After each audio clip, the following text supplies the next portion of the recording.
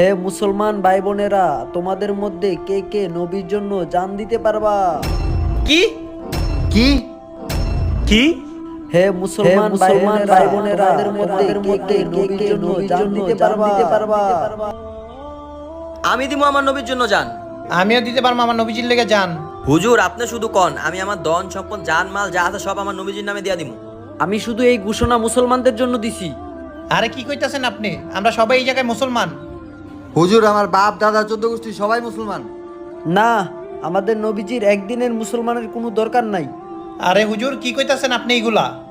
ফজর থেকে এশার পর্যন্ত সব মসজিদ খালি থাকে, তোমাদের জন্য কি শুধু জুম্মার নামাজই ফরজ?